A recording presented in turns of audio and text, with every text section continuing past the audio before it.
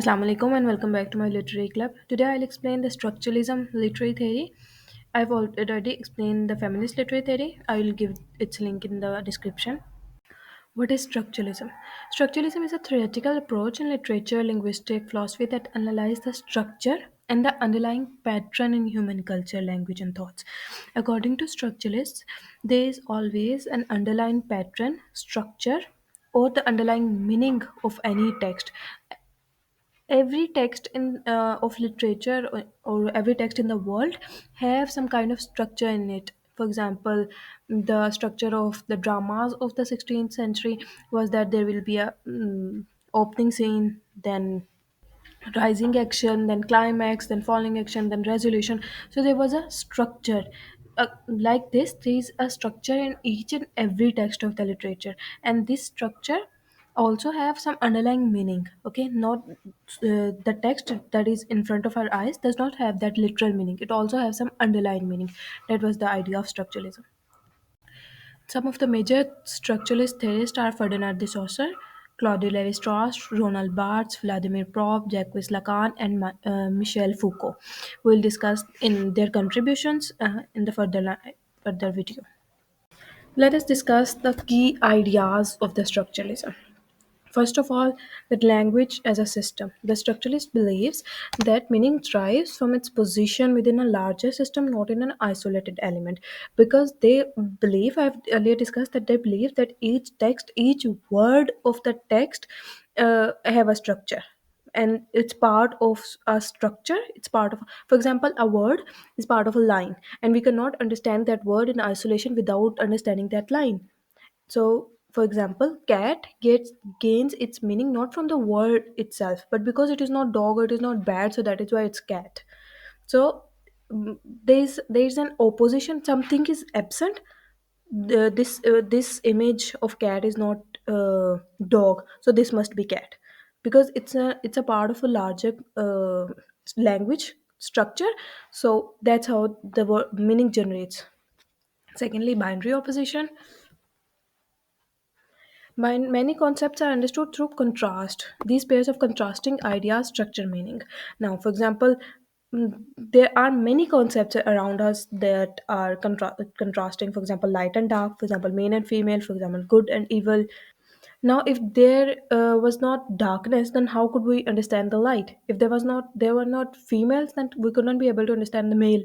Okay, so they both sides are necessary to understand them.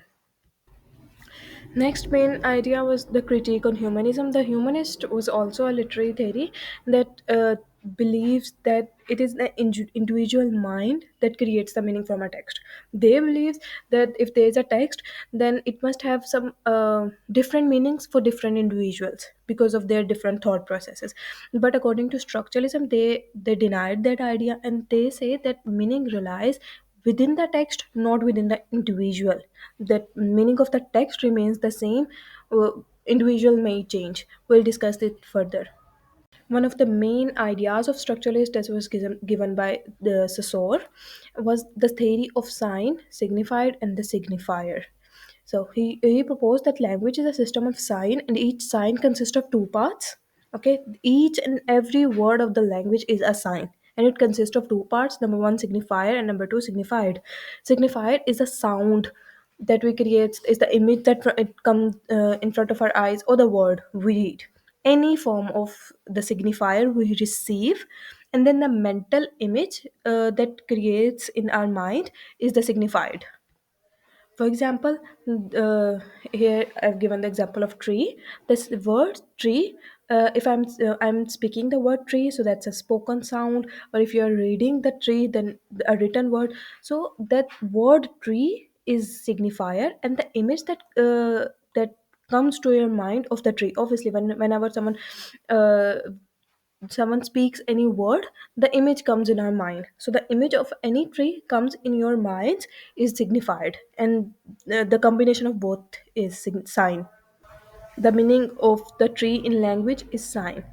You will understand it better with this image. Okay, there is sign, any object or anything that is sign. Okay, so whenever the person there is a physical existence of sound, word, image, because we have now image of the apple, so that image is a signifier. There are multiple signifiers. For example, the apple is red, there is a leaf, the apple is round, that's an apple. So these are the signifiers that we are receiving, and the image that is being created in our minds. For example, this is a fruit, this is an apple, this is a red with a leaf, so it must be fresh and healthy and tempting. So these kind of images that comes to our mind are signifieds. Okay, sign, signifier, and signified. That was the concept given by Saussure, and he believes that each and every word of the literature of the language is a sign, and it has signifier and signified. Next, we have Lang and Prole, another idea that was given by Ferdinand. So, language is the overall language system. For example, the system of rules, the system of grammar, the system of structure. Uh, uh, Now there are multiple rules in the language system that how to arrange a sentence. There must be object, subject, verb, then helping verbs, then the tenses. So these all rules that falls into the category of lang. Then there is a structure that object. No, sorry, subject, verb, and object. So that's a structure of the simple sentence. All these falls into lang. And what is prole? When we use these rules and these structures to create any sentence, to create a language, to create a speech writing variation, so that's an example of parole. Okay, structuralists basically focus on lang because it reveals the underlying system of language.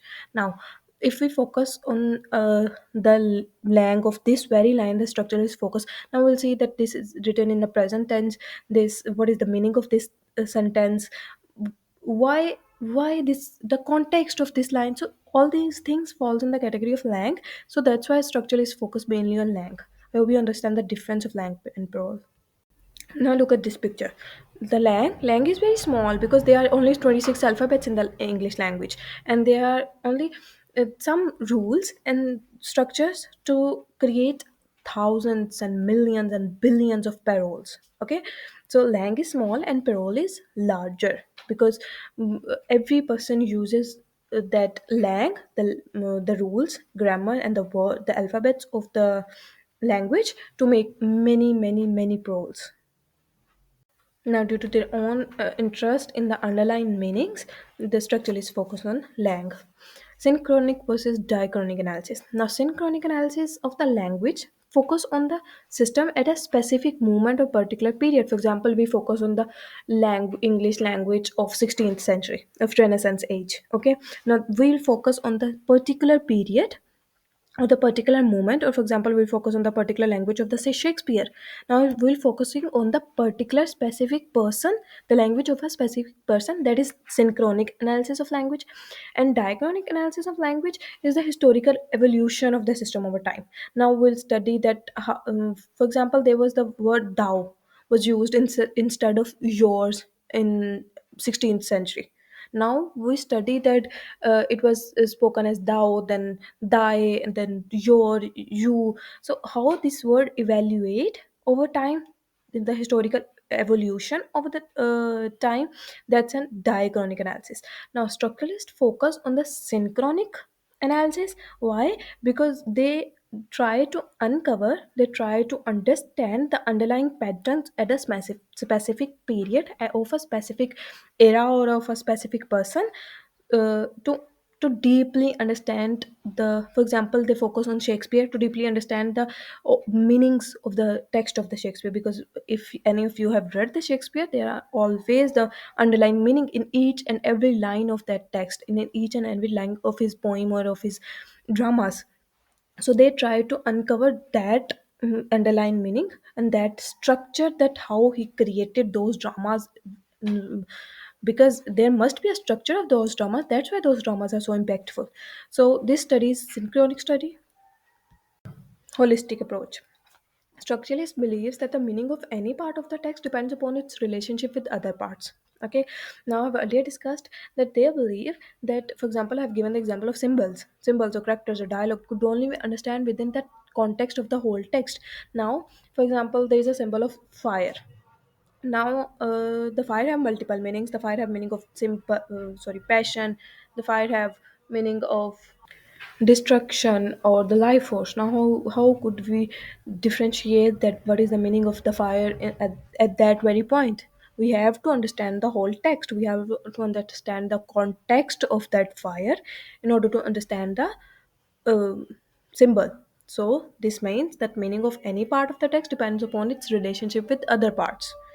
If we have to do the character analysis of a specific character, we have to read the whole text, and then we can perform the character analysis, because we cannot do the character analysis on from a specific scene or from a specific act. Okay, so meaning depends upon the relationship with the whole. Next one is universal approach. This idea was given by Claude Lévi-Strauss, and Strauss believes that there are universal structures for the myths or for the folklores of each and every human culture. Okay, now, for example, there is Asian culture, there's European culture, there's African culture. Each culture have its own myths and its own folklores, but the structure of those myths, deep down, all are same. I've given the example of hero saving the heroine from princess or from beast.